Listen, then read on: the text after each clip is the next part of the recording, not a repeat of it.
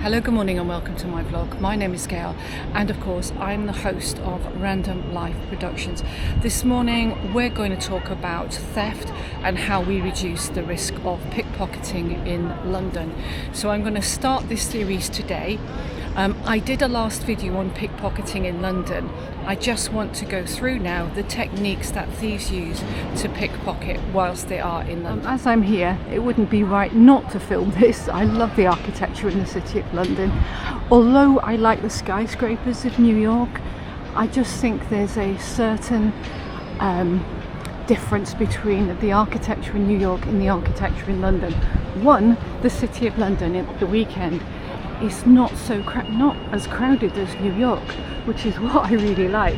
If you get up in the early morning, this place is absolutely dead. So it's one of those things, if you are a tourist, come to the city of London, ignore all the hotspots, come here, you'll get to see some wonderful stuff. And like I said, the city of London is a mixture between the new and the old. I like this part of the city. I'm now going to go into Leadenhall Market. Of course, this is the famous Harry Potter market, but it's not so crowded today, but there will be risks of you being pickpocketed in this place if you're careless.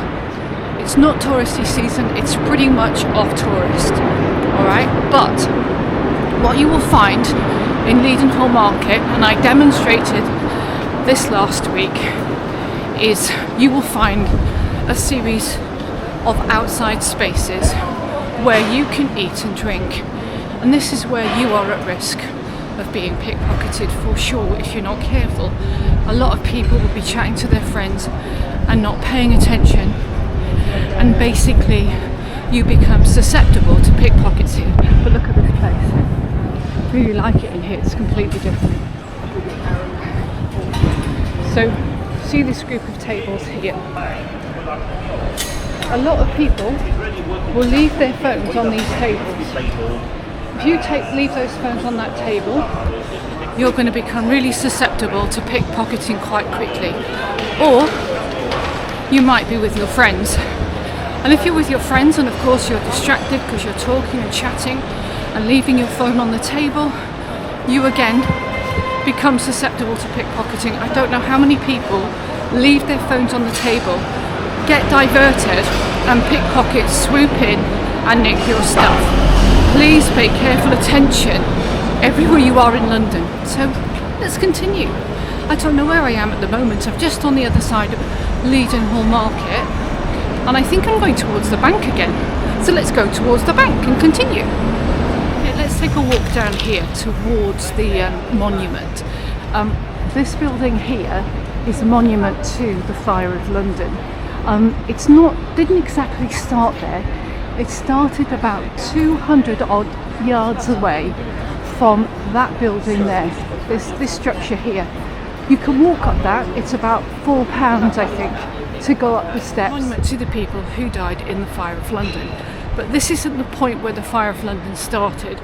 In order to get to the point where the Fire of London did start, you have to walk several steps and you'll come to Pudding Lane, and this is the lane where a baker's shop started the fire, and then it spread very quickly because of course in that time there were no fire brigades or fire engines. The fire engines at that point were very simple, and because of the way the properties were structured, they were designed very, very closely together. The fire was able to spread really quickly. Near this site stood the shop belonging to Thomas Fryer, the King's baker, in which the Great Fire of September 1666 began. So this is close to the site of the actual Fire of London. So it's a little bit down from the monument structure. So what I'm going to do now is I'm going to walk now towards the Tower of London, and I'm going to talk about why perhaps pickpocketing will occur down there near the Tower of London. This is a place where a lot of pickpockets operate, especially up near the station. It's going to be one of those places where people are more interested in, of course, taking pictures of Tower Bridge instead of paying attention to their property. It's definitely one of those that is frequented by pickpocket gangs. in groups of 2 or 3, and people are more interested, of course, in taking pictures of this building, which is the historical Tower of London. And ironically, the last people to be imprisoned here were the Cray twins, because they deserted from the army. There is a special event which takes place every night, which is the changing of the keys. In order to get into the changing of the keys ceremony, you need to apply for it. The wait lists are quite long, but I've done it twice. I've had the opportunity to do it twice, and it's something that you don't get every day, because if you do the changing of the key, there is a pub in the tower which you can go into, and they will sell you souvenirs and things like that, and have little quizzes, and you will have a personal tour by a yeoman who actually knows his stuff. So it's really nice. So let's go to one of those high-risk pickpocketing areas that I've talked about. Okay, we're on the underground now. Here is an area that you will be susceptible to pickpocketing, because loads of people wait on the platform. Look at all the backpacks. So if people crowd on here, they're more likely to steal your stuff. Here's a train coming in now. So you're more susceptible going into the train. So be aware of your surroundings as you go.